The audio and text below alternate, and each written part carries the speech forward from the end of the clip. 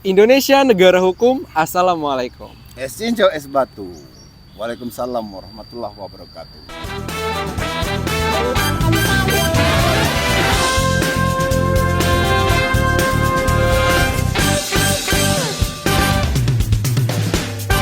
Oke, jadi hari ini kembali aku bersama Kak Kusdiliansa atau yang sering disebut Kak Jangkrik ya. Jadi sebelumnya apa kabar nih Kak Jangkrik? Pertama terima kasih Noverjo. Oke, Ini jujur ya, channel Noverjo ini salah satu channel favorit aku untuk menyaksikan obrolan-obrolan seru, obrolan-obrolan keren. Oke, terima kasih. Tapi emang kita juga perlu kadang ngobrol-ngobrol santai seperti ini.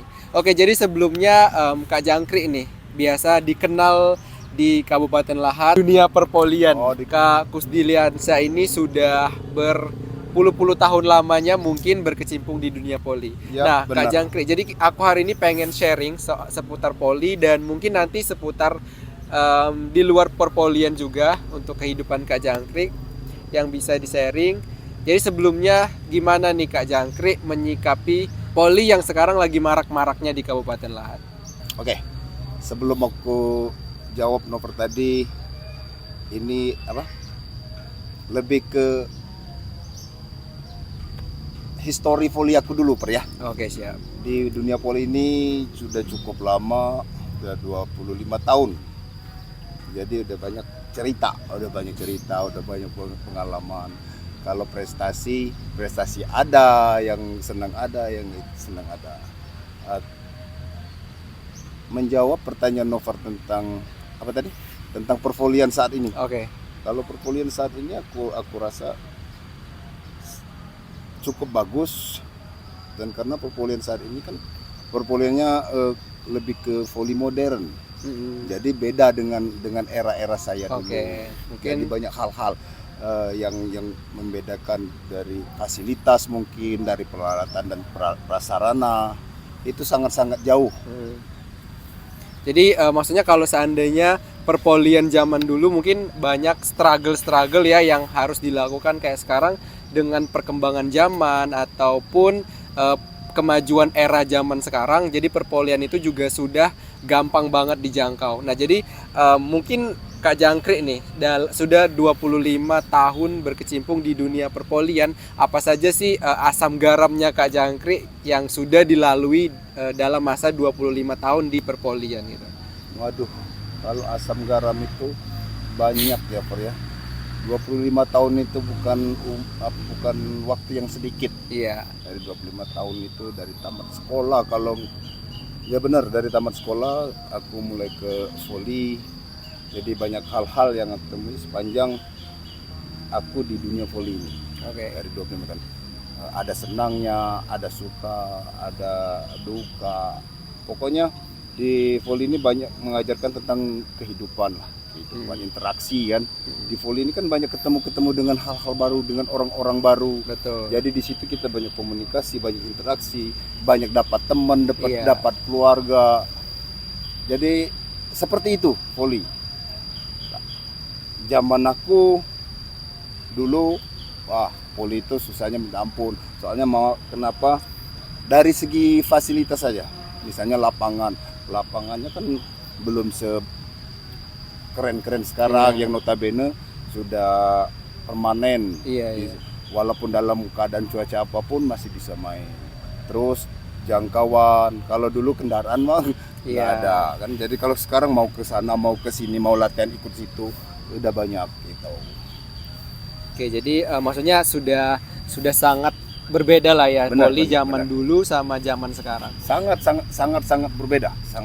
Di zaman dahulu nih mungkin Kak Jangkrik itu kan maksudnya masih sangat struggle. Jadi gimana sih Kak Jangkrik dengan segala keterbatasan zaman dulu, tapi Kak Jangkrik masih tetap eksis 25 tahun di perpolian sampai saat ini gitu. Maksudnya apa saja sih mungkin hal-hal yang dilakukan sampai akhirnya Kak Jangkrik masih tetap eksis di 25 tahun ini? Mungkin itu juga yang banyak dipertanyakan orang, Per ya. Iya. Karena ya pertama hobi ini, voli ini kalau bagi saya itu my soul. Iya. Jiwa jiwa saya di voli, my soul, my life, istilah katakan kehidupan aku di voli. Jadi pertama kalau dari awal itu aku lebih ke semangat. Setelah sekian waktu berkecimpung timbul ikhlas. Makanya sekarang lebih banyak ke untuk urusan teknis di voli. Karena kan sekarang kan bukan selaku pemain lagi. Jadi kan kalau bukan pemain lagi itu apa yang kita berikan untuk voli intinya ikhlas. Oke, jadi setelah banyak perbicaraan, jadi akhirnya sekarang Kak Jangkrik yang tadinya menjadi pemain, yang sekarang sudah menjelma menjadi pelatih.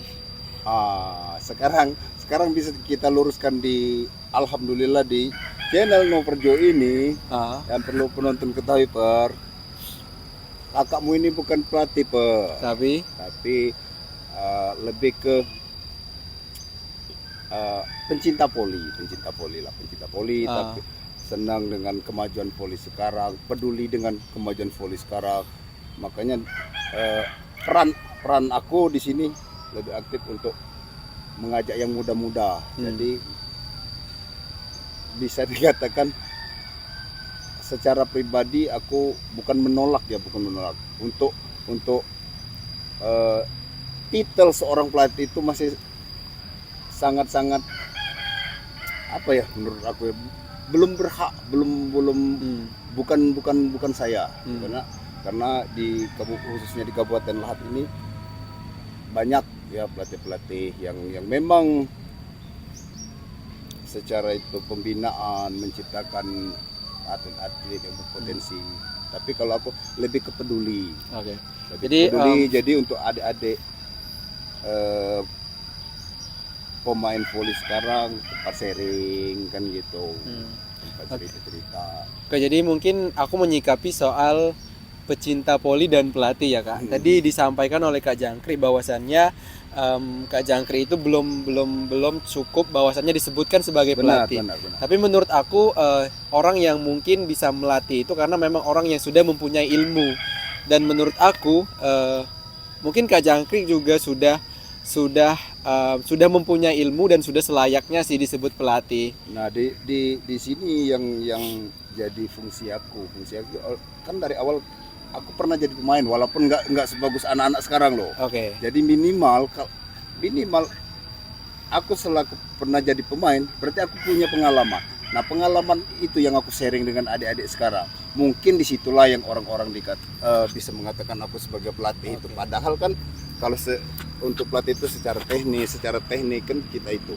Tapi kan kalau pengalaman aku yang aku share dengan adik-adik, pengalaman aku yang aku bagikan, mana yang bagus, mana yang untuk memotivasi mereka ke jauh lagi untuk volinya gitu. Supaya mungkin adik-adik yang nantinya regenerasi itu juga bersemangat ya. Mungkin karena melihat Kak Jangkrik yang sudah 25 tahun berkecimpung aja tidak ada kata yang namanya buat berhenti itu untuk tetap di perpolian. Gitu. Mau sebagai apapun kita di dunia voli, mau sebagai penonton, penikmat, maupun pemerhati. Dan kebetulan kan sekarang kan yang kalau aku lebih banyak ke perwasitan sih. Kak Jangkrik nih yang tadinya pemain voli, setelah itu menjadi pecinta voli yang sudah bisa disebut sebagai pelatih voli dan sekarang berkecimpung di dunia perwasitan. Gimana sih Kak Jangkrik bisa mencapai semua itu Kak Jangkrik? Itu siklus, siklus. Saya rasa kehidupan juga seperti itu. Jadi, sama dengan untuk di voli. Kita kan mudanya di voli, sama kayak adik-adik kita sekarang yang banyak muncul kan. Nanti mereka juga kan nggak selamanya jadi pemain. Nah, tapi kalau mereka kepengen tetap eksis di dunia pervolian, yaitu pilihan mereka masing-masing mau jadi pelatih, mau jadi wasit atau mau jadi tetap berkecimpung di organisasi yang notabene untuk kepedulian voli ke depannya. Atau tidak sama sekali. Benar. Atau cuma sekedar bisa jadi itu cuma jadi di masa tua mereka nanti mereka cuma jadi penonton. Betul. Atau cuma sekedar penikmat gitu. Kalau kalau aku kan memang panggilan, bukan panggilan sih. Makanya aku bilang dari awal tadi, volley volley is my life, volley kehidupan aku, volley passion aku, volley jiwa aku. Jadi makanya aku sedikit banyaknya setelah aku bukan habis sih, setelah masa aku jadi pemain walaupun nggak sebagus anak-anak sekarang, adik-adik sekarang, aku pengen aktif di dunia perpolian. Dari banyaknya perbincangan tadi, mungkin Kak Jangkrik juga sudah melihat kemajuan perkembangan anak-anak zaman sekarang. Nah, menurut Kak Jangkrik, gimana sih anak-anak zaman sekarang yang ada di Kabupaten Lahat itu termasuk anak-anak yang kemajuannya tinggi atau gimana menurut Kak Jangkrik? Di dunia perpolian ya. Iya. Kalau sekarang seperti yang saya bicarakan di awal, tadi, volleynya lebih maju loh, lebih maju. Jadi untuk perkembangan anak-anak sekarang, makanya bisa saya sampaikan tadi, bisa saya katakan sangat berbeda dengan di era saya waktu main. Kenapa? Ya seperti yang saya sampaikan tadi, dari fasilitas, perlengkapan maupun teknis, aturan-aturan yang berlaku, maupun jenjang karir,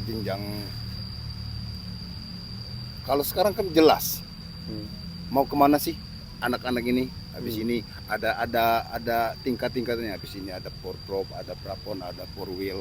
Jadi kan selagi anak-anak tersebut mau berprestasi dan semangat di dunia voli ini, kan mereka ada wadah ya, tergantung mereka kalau sekarang. Makanya bisa dikatakan voli itu bisa dikatakan menjanjikan loh sekarang. Menjanjikan, yang berprestasi kita lihat kan banyak apalagi kalau sudah di tingkat-tingkat atas kan. Jadi untuk yang di tingkat-tingkat daerah, tinggal anak-anaknya sendiri. Dan yang notabene sebagaimana kita ketahui, banyak anak-anak yang punya potensi, dan yang bisa ditampilkan, yang bisa dibawa untuk ke prestasi.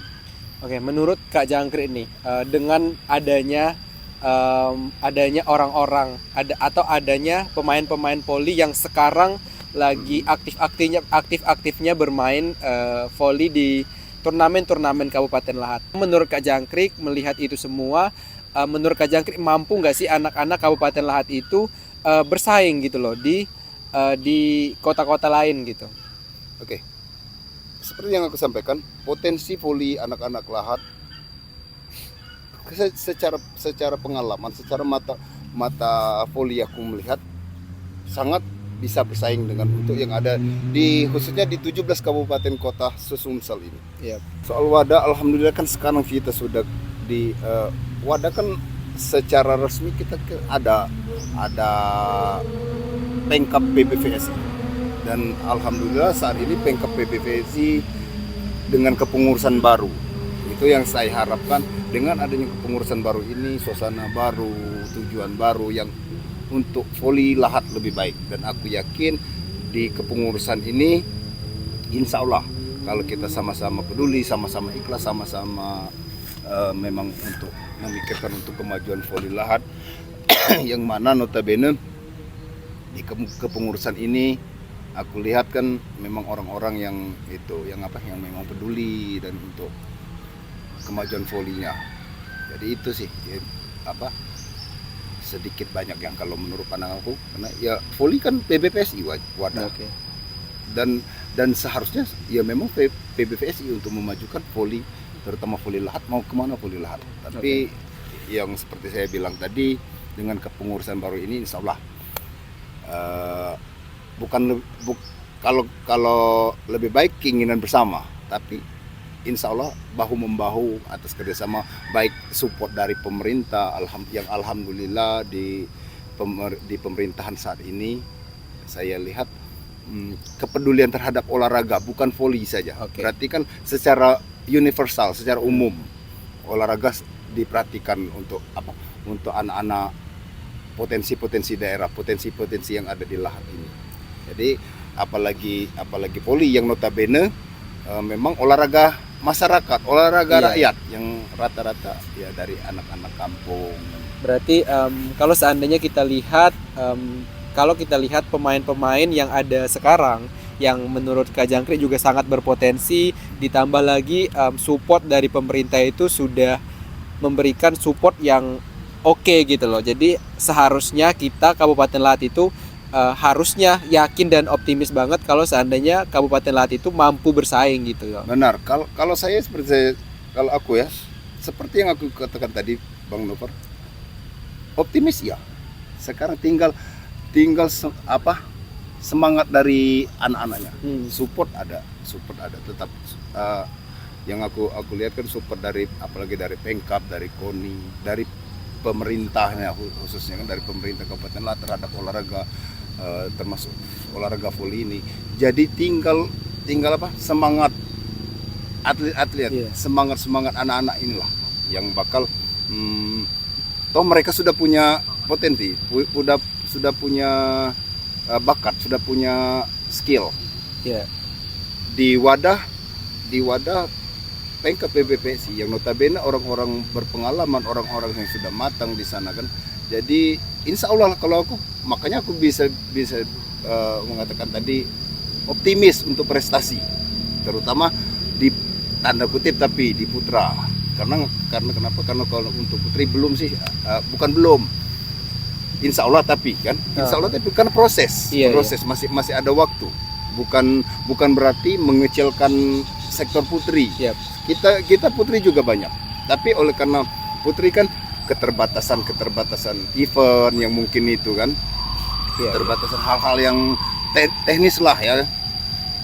Dan seperti yang kita lihat bersama, kalau untuk putri kan ibu-ibu yang banyak kan, sedangkan untuk multi event sekarang kan, multi event kayak Porprov ini kan bukan untuk ibu-ibu, untuk anak-anak yang memang diperuntukkan untuk prestasi ke depannya.